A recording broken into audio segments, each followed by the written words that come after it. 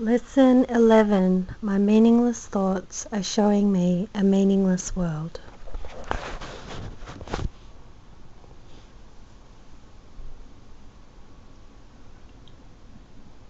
And so, today we begin this major phase of the correction process. As we reverse the thinking of the world entirely.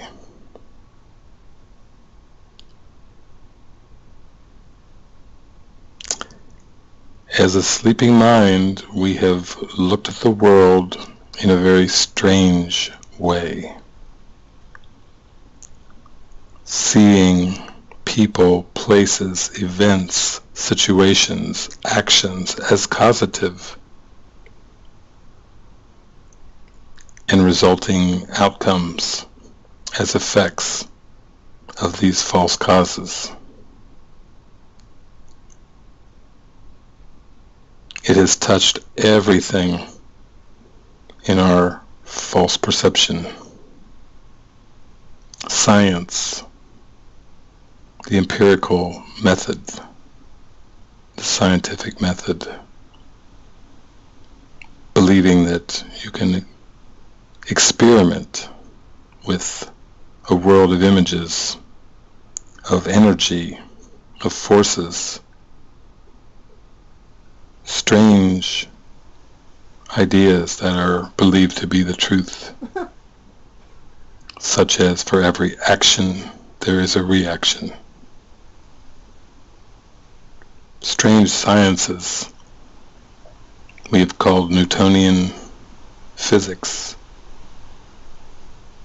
based on testing what seems to be an external world and drawing conclusions based on these experiments.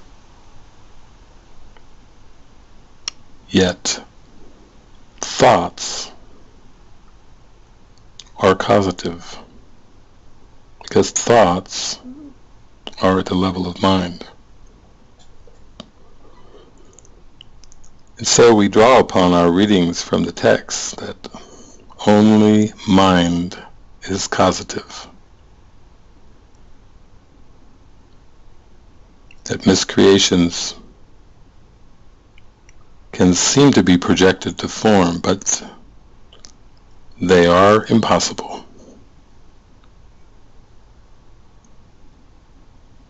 And the transfer value of this lesson is enormous. It takes the body, which is just a learning device, off the hook of blame. What does that mean? It means that bodies are not creative. Bodies do not cause anything. No body harms any other body. No body is ever sick or made sick. Nobody causes anything. Bodies coming together are as meaningless as bodies going apart. Now we begin to see the meaning of projection makes perception. That you did not come to a pre-existing world, but egoic thoughts, judgments, grievances, attack thoughts produce the hallucination of a world that seems to be outside but is not.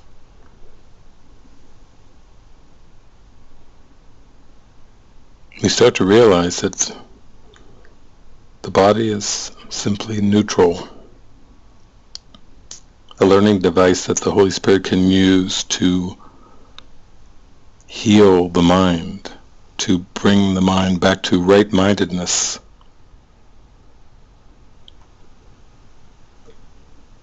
And all of this foolishness about level confusions as if there are different levels in form, when actually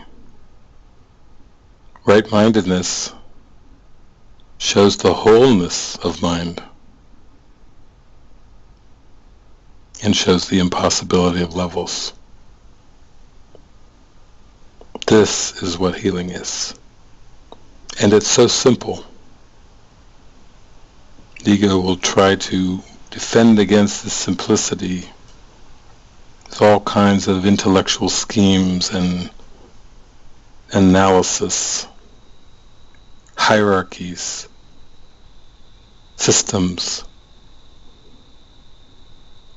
But the truth is so simple.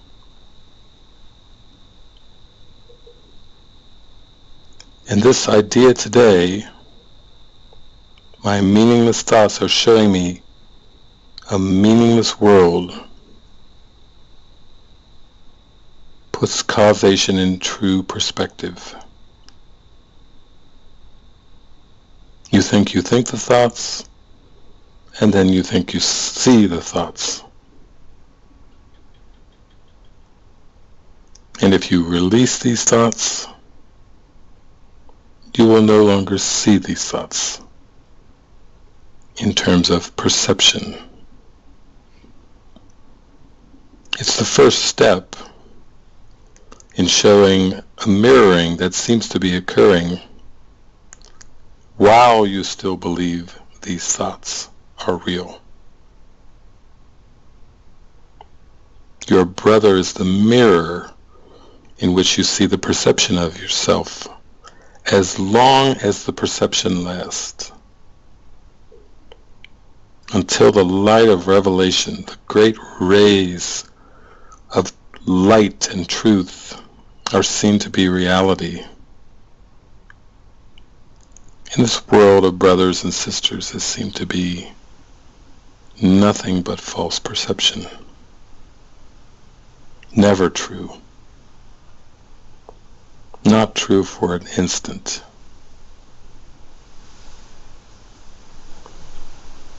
So today's idea is a big step in opening to an actual experience of the real world, of true perception, of the unified field that quantum physicists talk about, in which everything is completely connected, everything is whole.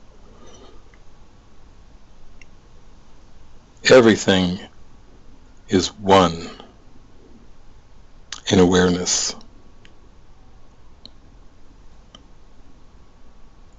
This beautiful holistic perception in which there is no doer,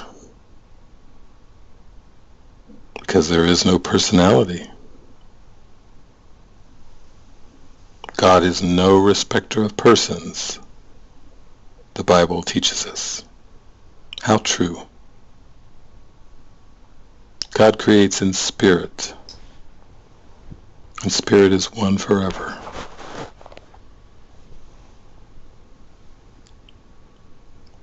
Now, in order to approach this idea, it means you have to let go of everything in the linear world of perception. Because the linear world of perception is nothing but false cause-effect relationships, spurious cause-effect relationships that have no meaning whatsoever. It means you have to see the impossibility of the idea that anybody hurts anybody hurts anybody's feelings. Let go of all people-pleasing. People can't please people. People were made by the ego. Images, endowed with a false sense of a private mind and private thoughts. And it means letting go of the self-concept. Whatever you think yourself to be, whatever you believe yourself to be, a man, a woman, a person, adult, doctor, lawyer, mother, father, sister, brother. As you go deeper into the idea for the day, you go past student concepts, teacher concepts. You sink inward deeper and deeper and deeper into the vastness of mind. And you lay aside these silly, egoic self-concept goals that were made to try to offer you a substitute reality, a substitute sense of worth, and a substitute sense of love. These are just thoughts, and they seem to be producing a very, very meaningless world. And so today, this instant, very leisurely, in a very relaxed way, we practice with this idea for today. And we rejoice that this is the beginning of the reversal of the thinking of the world. No longer are we bound to believe that the world causes how we feel, that the world causes us to do things.